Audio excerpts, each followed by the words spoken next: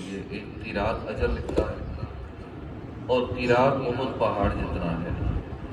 صلو علی الحبیب صلی اللہ تعالی علی محمد صلی اللہ علیہ وآلہ وسلم۔ 17واں پارہ سورہ انبیاء کی آیت نمبر 105، 106، 107۔ اعوذ باللہ من الشیطان الرجیم، بسم اللہ الرحمن الرحیم۔ وَلَقَدْ كَتَبْنَا فِي الزَّبُورِ مِن بَعْدِ الذِّكْرِ أَنَّ الْأَرْضَ يَرِثُهَا عِبَادِيَ الصَّالِحُونَ إِنَّ فِي هَذَا لَبَلَاغًا لِقَوْمٍ عَابِدِينَ وَمَا أَرْسَلْنَاكَ إِلَّا رَحْمَةً لِلْعَالَمِينَ۔ اللہ کے نام سے شروع جو نہایت مہربان رحمت والا۔ وَلَقَدْ اور لقد ضرور بے شک، کتبنا ہم نے لکھ دیا، فی الزبور زبور میں، من بعد الذکر نصیحت کے بعد، ان الارض یرثها کہ زمین وارث ہوں گے اس کے عبادی الصالحون میرے نیک بندے۔ ان فی ھذا بے شک اس قرآن میں، لبلاغا ضرور کافی سامان ہے، لقوم عابدین عبادت کرنے والے لوگوں کے لیے۔ وما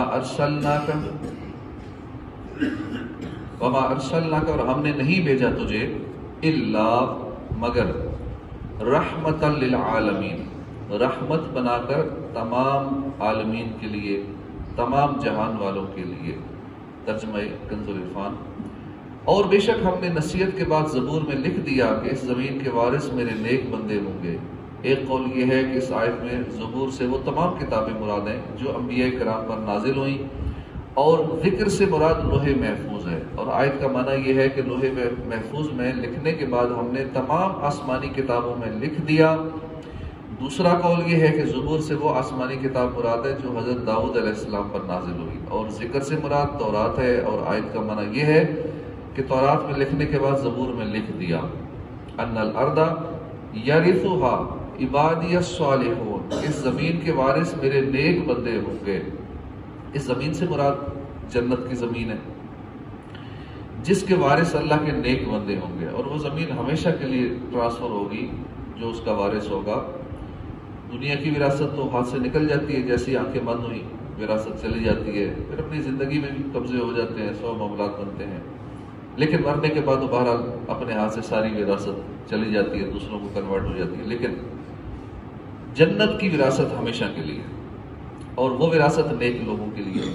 حضرت عبداللہ بن عباس فرماتے ہیں کہ اس سے کفار کی زمینیں مراد ہیں جنہیں مسلمان فتح کریں گے، اور ایک قول یہ ہے کہ اس سے شام کی زمین مراد ہے جس کے وارث اللہ کے وہ نیک بندے ہوں گے جو اس وقت شام میں رہنے والوں کے بعد آئیں گے۔ ان فی ھذا لبلاغا لقوم عابدین بے شک یہ قرآن کافی ہے عبادت والوں کے لیے، یعنی قرآن کریم مومن عبادت گزاروں کو ہدایت اور رہبری کے لیے کافی ہے، بشرطے کہ اسے صاحب قرآن صلی اللہ علیہ وسلم کی تعلیم و تفہیم کے ماتحت سمجھا جائے۔ محض عقل سے سمجھنا کافی نہیں ہے، اور جو اس کی پیروی کرے اور اس کے مطابق عمل کرے وہ مراد کو پہنچے اور جنت پائے گا۔ عبادت کرنے والوں سے مراد مومنین ہیں جو اللہ کے سوا کسی اور کی عبادت نہیں کرتے، اور ایک قول یہ ہے کہ امت محمدیہ مراد ہے جو 500 نمازیں پڑھتے ہیں، رمضان کے روزے رکھتے ہیں، حج کرتے ہیں۔ وما ارسلناک الا رحمۃ للعالمین اور ہم نے تمہیں تمام جہانوں کے لیے رحمت بنا کر ہی بھیجا۔ ارشاد فرمایا کہ اے حبیب صلی اللہ علیہ وسلم ہم نے آپ کو تمام جہانوں کے لیے رحمت ہی بنا کر بھیجا۔ تاجدار رسالت صلی اللہ علیہ وآلہ وسلم نبیوں، رسولوں، فرشتوں کے لیے رحمت ہے، دین و دنیا میں رحمت ہے، جنات اور انسانوں کے لیے رحمت ہے، مومنوں کے لیے بھی رحمت ہے، کافروں کے لیے بھی رحمت ہے، حیوانات، نباتات، جمادات کے لیے رحمت ہے۔ الغرض عالم میں جتنی چیزیں داخل ہیں سید المرسلین صلی اللہ علیہ وسلم سب کے لیے رحمت ہے۔ چنانچہ حضرت عبداللہ بن عباس فرماتے ہیں کہ حضور کا رحمت ہونا عام ہے، ایمان والے کے لیے بھی اور اس کے لیے بھی جو ایمان نہ لایا۔ مومن کے لیے تو آپ دنیا اور آخرت دونوں میں رحمت ہے، اور جو ایمان نہ لایا اس کے لیے آپ صلی اللہ علیہ وسلم دنیا میں رحمت ہے کہ آپ کی بدولت اس کے دنیاوی عذاب کو مؤخر کر دیا گیا، اور اس سے زمین میں دنسنا، زمین کے اندر دنسانے کا عذاب، شکلیں بگڑ جانے کا عذاب اور جڑ سے اکھاڑ دینے کا عذاب اٹھا دیا گیا۔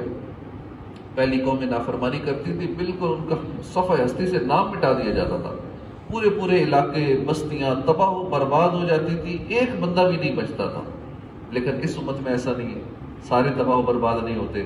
پہلے شکلیں بگڑ جاتی تھی لیکن اس امت کی شکلیں نہیں بگڑتی، یہ بھی حضور کا صدقہ ہے۔ اعلیٰ حضرت امام احمد رضا خان فرماتے ہیں کہ عالم ما سوائے اللہ کو کہتے ہیں، جس میں انبیاء، ملائکہ سب داخل ہیں، تو لازمی طور پر حضور صلی اللہ علیہ وسلم ان سب پر رحمت و نعمت رب الارباب ہوئے، اور وہ سب حضور کی سرکار عالی مداد سے بہرہ مند اور فیض یاب۔ اس لیے اولیاء کاملین اور علماء عاملین تصریح فرماتے ہیں کہ ازل سے ابد تک ارض و سما میں، اولا و آخرت میں، دین اور دنیا میں، روح و جسم میں، چھوٹی یا بڑی، بہت یا تھوڑی، جو نعمت دولت کسی کو ملی یا اب ملتی ہے یا آئندہ ملے گی، سب حضور کی بارگاہ جہاں پناہ سے بٹتی ہے، پہلے بٹتی ہے اور ہمیشہ بٹے گی۔ اور فرماتے ہیں کہ حضور صلی اللہ علیہ وسلم رحمت للعالمین بنا کر بھیجے گئے، اور مومنین پر بالخصوص کمال مہربان ہے، رؤوف الرحیم ہے، ان کا مشقت میں پڑنا ان پر گراں ہے، ان کی بھلائیوں پر حریص ہیں، جیسا کہ فرمایا لقد جاءکم رسول من انفسکم عزیز علیہ ما عنتم حریص علیکم بالمؤمنین رؤوف الرحیم، کہ تمہارے پاس، بے شک تمہارے پاس تم میں سے وہ عظیم رسول تشریف لائے جن پر تمہارا مشقت میں پڑنا بہت بھاری ہے، وہ تمہاری بھلائی کے نہایت چاہنے والے، مسلمانوں پر بہت مہربان، رحمت فرمانے والے، تمام عاصیوں کی شفاعت کے لیے وہ مقرر فرمائے گئے۔ وَاسْتَغْفِرْ لِذَنبِكَ وَلِلْمُؤْمِنِينَ وَالْمُؤْمِنَاتِ، اور اے حبیب اپنے خاص غلاموں اور عام مسلمان مردوں اور عورتوں کے گناہوں کی معافی مانگو۔ یہ آیت مبارکہ تاجدار رسالت صلی اللہ علیہ وسلم کی عظمت اور شان پر بہت بڑی دلیل ہے۔ یہاں اس سے ثابت ہونے والی دو عظمتیں ملاحظہ ہوں۔ اس سے ثابت ہوتا ہے کہ سید المرسلین صلی اللہ علیہ وسلم مخلوق میں سب سے افضل ہیں۔ چنانچہ امام فخر الدین رازی فرماتے ہیں جب حضور صلی اللہ علیہ وسلم تمام عالمین کے لیے رحمت ہیں تو واجب ہوا کہ وہ اللہ کے سوا تمام سے افضل ہیں۔ تفسیر روح البیان میں اکابر بزرگان دین کے حوالے سے مذکور ہے کہ سرکار دو عالم صلی اللہ علیہ وسلم کو تمام جہانوں کے لیے، خواہ وہ عالم ارواح ہوں یا عالم اجسام ہوں، ذوی العقول ہوں یا غیر ذوی العقول ہوں، سب کے لیے مطلق، تام، کامل، عام، شامل اور جامع رحمت بنا کر بھیجا۔ اور جو تمام عالموں کے لیے رحمت ہو تو لازم ہے کہ وہ تمام جہان سے افضل ہے۔ اس سے معلوم ہوتا ہے کہ حضور پر نور صلی اللہ علیہ وسلم دونوں جہاں کی سعادتیں حاصل ہونے کا ذریعہ ہے، کیونکہ جو شخص دنیا میں آپ پر ایمان لائے گا اور آپ کی اطاعت اور پیروی کرے گا، اسے دونوں جہان میں آپ کی رحمت سے حصہ ملے گا اور وہ دنیا اور آخرت میں کامیابی حاصل کرے گا۔ اور جو آپ پر ایمان نہ لایا تو وہ دنیا میں آپ کی رحمت کے صدقے عذاب سے بچ جائے گا، دنیا میں عذاب سے بچ جائے گا، لیکن آخرت میں آپ کی رحمت سے کوئی حصہ نہ پا سکے گا۔ امام فخر الدین رازی فرماتے ہیں کہ لوگ کفر، جاہلیت اور گمراہی میں مبتلا تھے،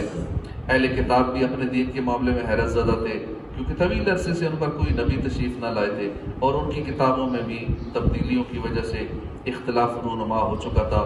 تو اللہ نے اس وقت اپنے حبیب صلی اللہ علیہ وسلم کو مبعوث فرمایا جب حق کے طلبگاروں کو کامیابی اور ثواب حاصل کرنے کی طرف کوئی راہ نظر نہ آ رہی تھی۔ چنانچہ آپ صلی اللہ علیہ وسلم نے لوگوں کو حق کی طرف بلایا اور ان کے سامنے درست راستہ بیان کیا، ان کے لیے حلال حرام کے احکام بیان فرمائے، مقرر فرمائے۔ پھر اس رحمت سے حقیقی فائدہ اسی نے اٹھایا جو حق طلب کرنے کا ارادہ رکھتا تھا اور وہ آپ صلی اللہ علیہ وسلم پر ایمان لا کر دنیا اور آخرت میں کامیابی سے سرفراز ہوا، اور جو ایمان نہ لایا وہ دنیا میں آپ کے صدقے بہت ساری مصیبتوں سے بچ گیا۔ تم ہو جواد و کریم، تم ہو رؤوف الرحیم، بھیک ہو داتا عطا، تم پہ کروڑوں درود۔ ویسے تو اللہ کے تمام رسول اور انبیاء رحمت ہیں، لیکن اللہ تعالیٰ کے حبیب صلی اللہ علیہ وسلم عین رحمت ہے، سراپا رحمت ہے۔ اسی مناسبت سے یہاں حضرت عیسیٰ علیہ السلام اور حضور پر نور صلی اللہ علیہ وسلم کی رحمت فرق ملاحظہ ہو۔ تفسیر روح البیان میں ہے کہ اللہ نے قرآن مجید میں عیسیٰ علیہ السلام کے بارے میں فرمایا وَرَحْمَةً مِنَّا، اور اپنی طرف سے ایک رحمت بنا دی، اور اپنے حبیب کے بارے میں فرمایا وَمَا أَرْسَلْنَاكَ إِلَّا رَحْمَةً لِلْعَالَمِينَ۔ ان دونوں کی رحمت میں بڑا عظیم فرق ہے، اور وہ یہ کہ اللہ نے عیسیٰ علیہ السلام کی رحمت ہونے کو فرمایا حرف من کی قید کے ساتھ فرمایا، اور یہ حرف کسی چیز کا بعض حصہ بیان کرنے کے لیے آتا ہے، اور اسی وجہ سے عیسیٰ علیہ السلام ان لوگوں کے لیے رحمت ہے جو آپ پر ایمان لائے اور اس کتاب اور شریعت کی پیروی کی جو آپ لے کر آئے، اور ان کی رحمت کا یہ سلسلہ حضور کے مبعوث ہونے تک چلا۔ پھر آپ کا دین منسوخ ہونے کی وجہ سے اپنی امت پر آپ کا رحمت ہونا منقطع ہو گیا، جبکہ اللہ نے اپنے حبیب صلی اللہ علیہ وسلم کے بارے میں مطلق طور پر تمام جہانوں کے لیے رحمت ہونا بیان فرمایا، اور اسی وجہ سے عالمین پر آپ کی رحمت کبھی منقطع نہ ہوگی، دنیا میں کبھی آپ کا دین منسوخ نہ ہوگا، آخرت میں ساری مخلوق یہاں تک کہ عیسیٰ علیہ السلام، ابراہیم علیہ السلام بھی آپ کی شفاعت کے محتاج ہوں گے۔ تو جو لوگ اب دنیا میں حضور کی شفاعت کا انکار کرتے ہیں کتنے بد نصیب ہیں، مانتے نہیں ہیں، حضور شفاعت نہیں کریں گے، اور دوسروں کو بھی یہی سبق پڑھاتے ہیں، کوئی شفاعت نہیں کرے گا، کوئی کسی کو نہیں بخشوائے گا۔ حالانکہ عام مومنین بھی بخشوائیں گے، کسی کو آپ نے نیک آدمی کو خالی وضو کرایا ہوگا، کسی کو خالی پانی پلایا ہوگا، کسی کے ساتھ تھوڑا وقت گزارا ہوگا، تو وہ بھی شفاعت کریں گے، چلو تمہارے ساتھ اچھا تعلق تھا، چلو تم بھی جنت میں چلے جاؤ، تم نے مجھے پانی پلایا تھا، چلو اگر وہ بخشا گیا وہ بھی کہے گا چلو تم آ جاؤ جنت میں، تمہارے ساتھ اچھی دوستی تھی آ جاؤ تو بھی۔ تو یوں کر کے بات، تو عام مسلمان جو بخشے بخشائے ہیں جنتی ہیں، وہ اپنے تعلقات والوں کی شفاعت کریں گے، پھر اولیاء کرام کی شان کیا ہوگی، پھر حضور کی شان کیا ہوگی، پھر ان کو بھی نہیں مانتے، بد نصیب ہیں، بد مذہب لوگ، بد عقیدہ اس طرح کی باتیں کرتے ہیں، پھر ٹھیک ہے ان کے لیے شفاعت نہیں ہوگی جو نہیں مانتے، ہم تو حضور کی شفاعت سے بخشے جائیں گے۔ ورنہ اپنے اعمال پہ تو اگر بھروسہ کرے وہ تو تباہ ہو گیا کہ میں بڑا نیک آدمی ہوں، اپنے اعمال سے بخشا جاؤں گا، بڑی نمازیں پڑھ لی، بڑی نیکیاں کر لی، تو یہ تو ہماری نیکیاں نہ جانے کس کھاتے میں قبول ہوئی نہیں ہوئی، ناقص نیکیاں، عمل ٹھیک نہیں ہے، سیکھتے نہیں ہیں، شرائط کے مطابق جیسی کرنی چاہیے عبادت ایسی کرتے نہیں ہیں، کر بھی نہیں تو پھر ریاکاری میں مبتلا ہو جاتے ہیں۔ بالفرض سارا کچھ صحیح کر لیا، نہ ریاکاری ہے، عبادت بھی ٹھیک ہے، سارا کچھ ٹھیک ہے، پھر بھی ہمیں کیا پتا اللہ قبول کرے نہ کرے، دوبارہ منہ پر مار دے کہ تمہاری عبادت قبول نہیں ہے۔ کتنے اولیاء کرام ساری زندگی عبادت کرتے رہے لیکن ساتھ روتے بھی رہے، پتہ نہیں میری عبادت کی میرے منہ پر نہ مار دیجیے، پتہ نہیں اللہ نے قبول کی ہے یا نہیں کی۔ تو ہم اپنے اوپر بھروسہ کریں تو غلط بات ہے، عبادت کر کے بھی بھروسہ کرنا ہے اللہ کی رحمت پہ، اللہ کے محبوب کی شفاعت پہ،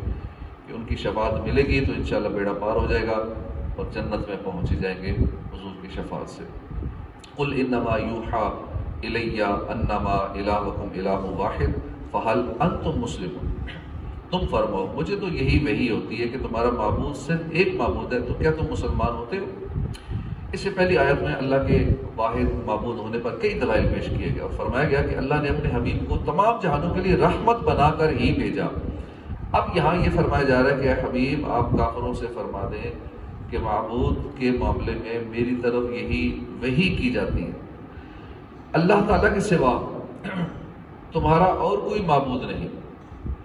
لہٰذا تم اللہ کی وحدانیت پر ایمان لا کر مسلمان ہو جاؤ۔ صدق اللہ العظیم۔